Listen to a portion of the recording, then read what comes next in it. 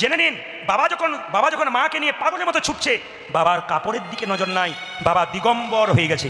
দিগম্বর মানে একবারে খোলা, বাবার কোনো কাপড় নেই শরীরে, বাবা পাগল হয়ে গেছে, সতীকে নিয়ে ছুটতে ছুটতে যাচ্ছে। সেই সময় ভালো করে শুনবেন, সেই সময় ঋষি পত্নীরা বাবার ওই নগ্ন দৃশ্য দেখতে পেলেন, দেখে মুগ্ধ হয়ে দাঁড়িয়ে গেলেন সমস্ত পত্নীগণ। ঋষিগণ দূর থেকে বললেন, ভোলানাথ, তোমার একই কাণ্ড, আমাদের স্ত্রীগণ, আমাদের পত্নীগণ তোমার ওই শিবলিঙ্গের দিকে তাকিয়ে আছে, তোমার মুখের দিকে তাকিয়ে আছে, গোটা শরীর দিকে তাকিয়ে আছে, মুগ্ধ হয়ে অভিশাপ দিলাম আমরা ঋষিগণ, তোমার ওই লিঙ্গ মাটিতে খসে পড়ুক। জেনে নেবেন, যারা জ্ঞানবান বুদ্ধিমান এখানে আছেন, প্রত্যেকটি তত্ত্বের মানে জেনে নেবেন। আজকে ভেঙে ফুটে বলে দেবো, আপনাদের লাইভ হচ্ছে, আপনারা ঘরে বসে শুনছেন, আগামীতে শুনতে পাবেন তত্ত্ব কথা। শুনে নিন কি বললাম, জেনে নিন। কি যখনই লিঙ্গটা খসে পড়লো, ঋষি মুনিরা চিন্তায় পড়লো লিঙ্গটাকে কি করা যায়। বললো, আজ থেকে শিবের মূর্তি পুজো হবে না, আজ থেকে শিবলিঙ্গ পুজো হবে। আপনারা ভিডিওটা সবাই দেখতে পেলেন। ইনার নাম হচ্ছে মাননীয় প্রদীপ পাল মহাশয়। ইনি কেমন করে শিবলিঙ্গের অপব্যাখ্যা করছেন তা আপনারা দেখতে পেলেন ভিডিওর মাধ্যমে। আপনারাই বলুন, তিনি কি ঠিক বলছেন? আর আপনারা জানেন যে আমি প্রমাণ ছাড়া কথা বলি না। অবশ্যই এই ভিডিওতেও আপনারা কিন্তু প্রমাণ পাবেন যে তিনি যে ভুল বলছেন এবং আমাদের সনাতন শাস্ত্রের অপব্যাখ্যা করছেন, শিব ঠাকুরের বা শিবলিঙ্গের অপব্যাখ্যা করছেন তিনি, তার প্রমাণ পাবেন এই ভিডিওতে। অবশ্যই ভিডিওটাকে শেয়ার করুন যদি সনাতনী হয়ে থাকেন এবং শিব ঠাকুরকে ভালোবেসে থাকেন। কমেন্টের মধ্যে অবশ্যই লিখুন হর হর মহাদেব। শুরু করা যাক আজকের ভিডিওটা। প্রথমে ডিকশনারি থেকে জেনে নিন যে এই লিঙ্গম শব্দের অর্থ কি। স্ক্রিনের মধ্যে দেখুন, আমার কাছে ডিকশনারি আছে, সংস্কৃত বাংলা অভিধান শ্রী অশোক কুমার বন্দ্যোপাধ্যায় স্বদেশের, স্ক্রিনের মধ্যে দিয়ে দিলাম। তার 356 নম্বর পেজে লিঙ্গম শব্দের অর্থ স্ক্রিনের মধ্যে দেখুন, চিহ্ন, উপস্থ, শিব মূর্তিবিং, করণ, সূচক। দেখেন স্ক্রিনের মধ্যে যে লিঙ্গম শব্দের অর্থ হচ্ছে চিহ্ন, দেখতে পেলেন।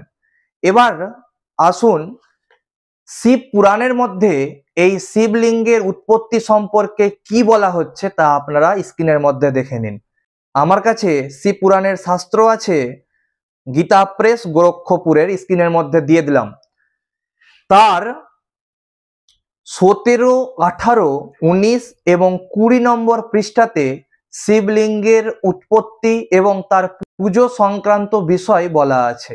আপনারা দেখুন, আমি দাগ দেওয়া স্ক্রিনের মধ্যে দিচ্ছি এবং পুরোটা পেজের ছবি দিয়ে দিচ্ছি।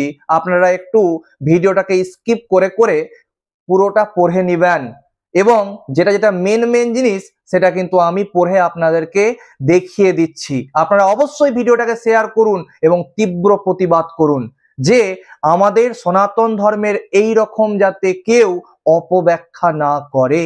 কারণ আমাদের সনাতন ধর্মের অপব্যাখ্যা করবে অন্যান্য ধর্মের লোকেরা। আমাদের সনাতন ধর্মের লোকেরাই যদি আমাদের সনাতন ধর্মের অপব্যাখ্যা করে, তবে আমাদের সনাতন ধর্ম কোন স্থানে গিয়ে পৌঁছাবে আপনারাই কমেন্টের মধ্যে জানান। স্ক্রিনের মধ্যে প্রমাণ লক্ষ্য করুন যে ভগবান শিবই একমাত্র ব্রহ্মরূপ হওয়ায় তাকে নিষ্কল নিরাকার বলা হয়। স্ক্রিনের মধ্যে দেখুন আর কি বলা হচ্ছে, লিঙ্গ নিরাকার, অর্থাৎ শিবলিঙ্গ শিবের নিরাকার স্বরূপের প্রতীক। অনেকে প্রশ্ন করেন যে চিহ্ন বা প্রতীক কিসের প্রতীক? দেখুন স্ক্রিনের মধ্যে কি বলা হচ্ছে, লিঙ্গ নিরাকার অর্থাৎ শিবলিঙ্গ শিবের নিরাকার স্বরূপের প্রতীক। স্ক্রিনের মধ্যে দেখুন আর কি বলা হচ্ছে, এই জন্যই সকলে লিঙ্গ নিরাকার এবং মূর্তি সাকার দুয়েতেই ভগবান শিবের পুজো করে থাকেন, অর্থাৎ শিবলিঙ্গেও পুজো করে থাকেন আর শিব মূর্তিতেও পুজো করে থাকেন।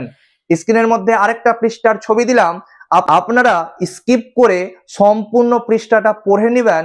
আমি কিন্তু অল্প অল্প করে পড়ে বোঝানোর চেষ্টা করছি আপনাদেরকে। আপনারা কিন্তু পুরোটা পড়বেন, তবেই কিন্তু আপনারা এই সম্পর্কে বিশদ আকারে জানতে পারবেন। স্ক্রিনের মধ্যে লক্ষ্য করুন, বলা হচ্ছে, মহেশ্বর বললেন, পুত্রগণ, আজ এক মহান দিন। তোমরা আজ আমার যেভাবে পুজো করেছো তাতে তোমাদের ওপর আমি অত্যন্ত প্রসন্ন হয়েছি। কবে পুজো করা হলো? একদিন ব্রহ্মা এবং বিষ্ণুর মধ্যে বিবাদ শুরু হলো। কি নিয়ে বিবাদ? যে আমাদের দুজনের মধ্যে কে বড়। তাদের বিবাদ বা অহংকারকে দমন করার জন্য শিব ঠাকুর নিজের অগ্নিয় স্তূপ আকারে বা স্তম্ভ আকারে নিজেকে প্রকটিত করলেন তাদের দুজনার সামনে। স্ক্রিনের মধ্যে দেখুন 19 নম্বর পেজে একটা ছবিও দেওয়া আছে, দেখুন স্ক্রিনের মধ্যে। সেখানে একদিকে ব্রহ্মা ভগবান প্রণাম করছেন আর একদিকে বিষ্ণু ভগবান প্রণাম করছেন। মাঝখানে যে অগ্নিয় স্তূপটা আছে সেটা হচ্ছে শিবলিঙ্গ, সেটা অগ্নিয় স্বরূপ হিসাবে শিবলিঙ্গ প্রকটিত হয়েছেন। এবং শিব ঠাকুর তাদের দুজনকে অর্থাৎ ব্রহ্মা এবং বিষ্ণুকে বললেন যে আমার গভীরতা কত দূর আছে আর আমার উচ্চতা কত দূর আছে আমার মেপে দেখান। তারা কিন্তু মাপতে পারেননি, তারা মাপতে অক্ষম হয়েছিলেন। নিজেদের ভুল বুঝতে পারেন এবং তখন সেই অগ্নিয় স্তূপটা ঠান্ডা হয় এবং মানুষের পুজো করার জন্য সেটা আস্তে আস্তে ছোট আকৃতি ধারণ করে। আর প্রথম পুজো করেছিল কে না? ভগবান বিষ্ণু এবং ব্রহ্মা। আর সেই দিনটাই হচ্ছে শিবরাত্রি। অনেকে আমাদের সনাতন ধর্মের লোকেরা বলে থাকেন যে শিবরাত্রির দিন শিব এবং পার্বতীর বিবাহ হয়েছিল, সেটাও কিন্তু ভুল। আপনারা সবকিছু জানতে পারবেন প্রমাণ সমেত, কারণ আপনারা সবাই জানেন আমি প্রমাণ ছাড়া কিন্তু কথা বলি না। স্ক্রিনের মধ্যে দেখুন যে সেই জন্য এই দিন পরম পবিত্র এবং মহান থেকে মহান হবে। আজকের এই তিথি শিবরাত্রি নামে বিখ্যাত হয়ে আমার পরম প্রিয় হবে।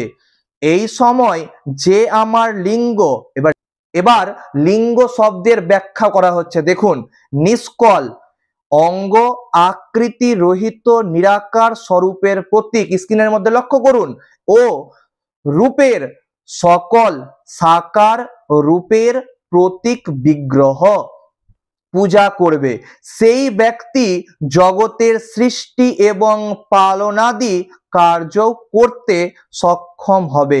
যে ব্যক্তি শিবরাত্রিতে দিন রাত নিরাহারে এবং জিতেন্দ্রিয় থেকে নিজ শক্তি অনুসারে নিশ্চল ভাবে আমার যথোচিত পূজা করবে, সে যা ফল লাভ করবে তা আমার কাছে শোনো। 1 বছর ধরে নিরন্তর আমার পূজা করলে যে ফল প্রাপ্ত হয়, শুধু শিবরাত্রির দিনে পুজো করলে মানুষ তখনই সেই ফল লাভ করে। যেমন পূর্ণচন্দ্র উদয় হলে সমুদ্র বৃদ্ধিপ্রাপ্ত হয়, তেমনি এই শিবরাত্রি তিথি আমার ধর্মের বৃদ্ধির সময়। স্ক্রিনের মধ্যে আবার দেখুন কি বলা হচ্ছে, আমার দুটি রূপ, সকল এবং নিষ্কল, অর্থাৎ সাকার এবং নিরাকার। অন্য কারো এই প্রকার রূপ নেই। আমি প্রথমে স্তম্ভ রূপে প্রকাশিত হয়, তারপর সাক্ষাৎ নিজ রূপে ব্রহ্মভাব আমার নিষ্কল রূপ আর মহেশ্বর ভাব আমার সকল রূপ। এই দুটি আমার সিদ্ধ রূপ। আমি পরম ব্রহ্ম পরমাত্মা। দেখুন স্ক্রিনের মধ্যে কি বলা হচ্ছে, শিব ঠাকুর নিজে বলছেন শিব পুরাণের মধ্যে যে আমি পরম ব্রহ্ম পরমাত্মা, কলাযুক্ত এবং অকল আমারই স্বরূপ, ব্রহ্মরূপ হওয়ায় আমি ঈশ্বর। ভগবান শিব বলছেন আমি ঈশ্বর শিব পুরাণের মধ্যে। স্ক্রিনের মধ্যে লক্ষ্য করুন, জীবের ওপর অনুগ্রহ করা আমার কাজ। ব্রহ্মা এবং কেশব আমি সব থেকে বৃহৎ এবং জগতের বৃদ্ধিকারী হওয়ায় ব্রহ্ম বলে খ্যাত। ব্রহ্মকে শিব ঠাকুর শিব পুরাণের মধ্যে এই কথা বলছেন। সর্বত্র সমরূপে স্থিত এবং ব্যাপক হওয়ায় আমি সকলের আত্মা। স্বর্গ থেকে অনুগ্রহ পর্যন্ত জগৎ সম্বন্ধীয় যে 5 কৃত্য সেগুলি সর্বদা আমারই। আমি ও ব্যতীত অন্য কারো নয়, কারণ আমি সকলের ঈশ্বর। প্রথমে আমার ব্রহ্মরূপ বোধ করানোর জন্য নিষ্কল লিঙ্গ প্রকটিত হয়েছিল, পরে অজ্ঞাত ঈশ্বর তত্ত্বের সাক্ষাৎকার করানোর উদ্দেশ্যে আমি সাক্ষাৎ জগদীশ্বরী সকল রূপে তৎক্ষণাৎ প্রকাশমান হয়। স্ক্রিনের মধ্যে দেখুন, এটি আমারই লিঙ্গ চিহ্ন। আপনারা বুঝতে পারলেন বা দেখতে পেলেন। স্ক্রিনের মধ্যে দেখুন কি বলা হচ্ছে, লিঙ্গ নিরাকার অর্থাৎ শিবলিঙ্গ শিবের নিরাকার স্বরূপের প্রতীক। শিবলিঙ্গ কি? শিব ঠাকুরের নিরাকার স্বরূপের প্রতীক। এর আগেও এই প্রদীপ পাল বাবু আমাদের শ্রীকৃষ্ণ ভগবানকে লম্পট বলেছেন। স্ক্রিনের মধ্যে ভিডিও লক্ষ্য করুন। মনে করবেন না ভগবান কিন্তু লম্পট। আমি প্রদীপ পাল বলছি, ভগবান লম্পট। আপনারা বলবেন আপনি কীর্তন করছেন, আপনি লম্পট বললেন কেন? লম্পটের মানে আছে কিন্তু। ভগবান লম্পট মানে কি? লম মানে কাম, পট মানে দমন। যিনি কাম দমনকারী তিনি হচ্ছেন গোবিন্দ লম্পট। আপনারা বুঝতে পেরেছেন? আপনারা সবাই ভিডিওটা দেখলেন। আমি এই নিয়ে প্রমাণ দিয়ে আগেই ভিডিও তৈরি করে দিয়েছি। বলুন যে আসরে শ্রীকৃষ্ণ ভগবানের নাম করতে ইনি উপস্থিত হন, সেখানে তিনি ভগবান শ্রীকৃষ্ণকে লম্পট বলেছেন। আপনাদের কেমন মন করে কমেন্টের মধ্যে জানান, আর ভিডিওটা অনেক বেশি করে শেয়ার করুন। ধন্যবাদ।